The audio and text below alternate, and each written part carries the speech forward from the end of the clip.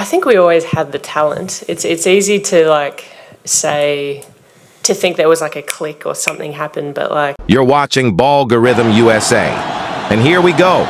Opening night energy in full effect as Indiana Fever step on the gas. Caitlin Clark wastes no time, looking to shake the defense. Dishes it off. And there's the lob to Howard. Great.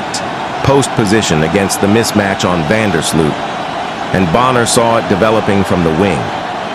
Assistant coach Tyler Marsh wants to see more of that mid-range attack from Natasha Howard, catching around that 15-foot mark and going to work. And now, Caitlin Clark, she's pulling up. Boom! The first logo bomb of the season. That's right. Welcome back to Caitlin Clark range. She's already heating up. You can thank Aliyah Boston for that slick rub screen, giving Clark just enough daylight to let it fly. Defender can't even recover before it's in the net. That's the kind of chemistry we expected. And they're just getting started. But Clark picks up an early foul on the other end, giving the Sky a chance to respond. Reese tries to answer with a three, but it's off. And this time, it's Boston with a strong board. And here comes Kelsey Mitchell, pure speed. Glides into the paint and scoops in a smooth two. The Fever aren't just scoring, they're attacking. The Sky try to push it back the other way, but Boston nearly strips the ball. Vandersloot hands it off to Reese. She's got space. Powers in. Denied. Boston shuts the door with authority, and it's right back to Mitchell. And guess what? Pulls up from deep. Money. A 40% shooter from three last season, and she's looking even sharper tonight. The Fever are locked in. Howard drives, can't finish. Rebound pops out to Atkins, but Howard rips it right back. Natasha Howard with the steal and the putback, and the Chicago bench is heated. They're calling for a foul, but Howard's fire says otherwise. The Sky aren't getting anything easy. Now Clark is whistled for her second foul. That's something to watch. But Natasha Howard, again, making her presence felt. This is the veteran leadership the Fever have needed. Angel Reese and Rachel Bannum get ready to check in, trying to slow this Fever momentum. Meanwhile, Mitchell drills another three. She doesn't need much space, just give her a sliver of daylight and it's cash. And now, Colson charges inside, denied. But Hull, scrappy as ever, fights for it and gets the finish. That's vintage Hull, never giving up on a possession. Ball deflects, lands back with Hull. Here comes Clark on the break, eyes up, beautiful dime to Hull, and she finishes off the glass. That's why Clark led the league in assists last year. The vision, the timing, the fake, and the finish. Hull's back cut was textbook. Clark read it perfectly. On defense, Hull knocks it away. Clark picks it up. She's sprinting, attacks the rim. But Williams meets her with a monster block. That's elite transition defense. The Sky trying to push back. Bonner with the steal. Veteran instincts. She's directing traffic now. Clark catches it up top. Feeds. Boston. Fake. Step. Lay in. Aliyah Boston. Calm, controlled, and deadly in the paint. The halftime buzzer had barely faded when the energy inside the arena ignited again, like a match striking fresh oxygen. Fans were still on their feet from that cold-blooded triple Caitlin Clark buried to end the second.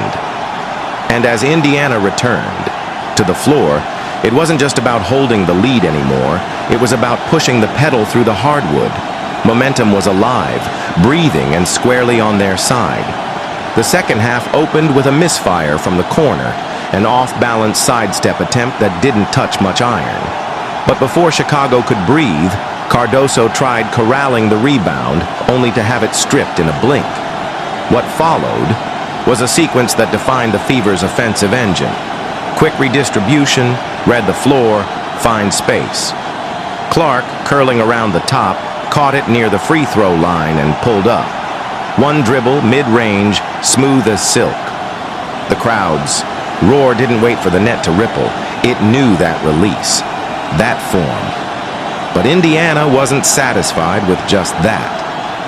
Next possession down, Aliyah Boston gave the fans a taste of veteran IQ and deceptive footwork. She sold a fake handoff so well, even the camera operator got tricked. Spinning off it, she drove left, slicing through the paint, and finished with a feathered touch at the rim. It was artistry at work, but more than that, it was leadership by example. The kind that speaks louder than any locker room speech. As Chicago tried to counter, things got messy. Mitchell pressured the inbound, causing an awkward outlet pass that floated just enough for Hull to anticipate. Like a chess move 3 turns ahead, she jumped the lane, intercepted it clean, and turned defense into instant offense. Clark had seconds left in the half clock, 4 to be exact. She didn't rush. She measured. She stepped back, way behind the arc. The ball hung in the air for what felt like a full heartbeat before snapping through the net. You could almost hear the thought ripple through the crowd. They're not just playing well, they're making a statement. From there, Indiana's tempo became relentless. Mitchell sliced the court like a hot blade, gliding past multiple defenders with a killer first step. She dished off to Howard, who dove into space created by perfect off-ball movement. The sequence wasn't flashy, it was flawless. Cohesion in motion. Chicago looked to stop the bleeding, but their rhythm kept being broken by the Fever's defensive switching. Every screen was answered. Every cut was shadowed. It was like trying to dance in a room full of mirrors. Then came a moment that might have gone unnoticed by the casual fan, but not to Ballgorithm. Clark, in the middle of traffic, stopped, spun, then bounced a pass with such precise geometry that it curved around 2 bodies and found Howard for an easy finish. That pass wasn't luck. That was film room mastery meeting instincts. Boston followed up with another series of smart reads.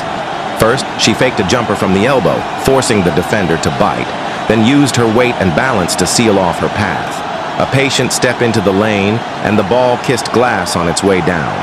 No power, no flash, just the beauty of technical footwork. Cardoso tried to answer back, muscling in deep, but again, Indiana's help side defense collapsed with perfect timing. When she lost the handle, Clark was right there to poke it free. The sequence wasn't over. In one motion, Clark collected, scanned the floor, and zipped ahead into transition. The spacing was perfect. One wing cut early, dragging the defense. The other flared. Clark went neither. She pulled up. Defender dared her. Mistake. A clean release. Swish. That sound, the net popping in isolation, is basketball's version of a mic drop. Chicago's bench tried rallying their team. You could see the coaching staff calling for composure, motioning for tighter rotations, better communication. But Indiana had flipped the script. They were no longer reacting. They were dictating. Hull forced yet another turnover on a lazy cross-court pass. This time she didn't pass ahead. She attacked herself, absorbing contact mid-air and still managing to bank it in off the glass. Her game was all grit and grind, and the bench loved every second of it. Even when Indiana missed a look, they didn't relax. Clark tracked back immediately, denying the outlet. Boston came flying in to contest a rebound she had no business reaching, and somehow tipped it enough to prevent the break. The communication on defense became telepathic. You could see it in the way Boston and Howard switched. Not with hesitation, but like they'd rehearsed it 100 times. Every inch of the floor was covered. Chicago had to earn every dribble, every pass, every look. As the third quarter wore on, Chicago looked for a way back in. They tried running staggered screens, flare sets, anything to generate separation. But Indiana had their eyes locked in. One play in particular, a backdoor cut perfectly timed, until Clark read it like a paperback novel and stepped into the lane for the deflection. She didn't just tip it, she controlled it, and then she launched it. A pinpoint lob, a full court laser. And guess who was on the receiving end? Hull, again. Finishing off glass while still absorbing body contact from 2 directions. That's not just basketball, that's orchestration. The moment the clock dipped under the 5-minute mark, Indiana's bench unit joined the momentum. Gibson came in with fire. First play, she bodied up on a screen, reset her stance, and boxed out 2 defenders just so Hull could get a clean rebound. Even possessions that didn't lead to a bucket had purpose. One set saw 4 passes in 6 seconds. Corner, wing, high post, baseline cut. The shot rimmed out, but the movement was pure poetry. Then came another sequence of brilliance. Boston received the ball high, faked the dribble handoff, then turned and drove baseline. But instead of forcing a layup, she hit the brakes, reverse pivoted, and fed Clark with a no-look dish from under the rim. Clark, without a dribble, caught and elevated. Defender in her face? Didn't matter. Snap, net. The clock ticked. Chicago tried throwing in a zone look, hoping to confuse the rhythm. Didn't work. Clark dissected it in seconds.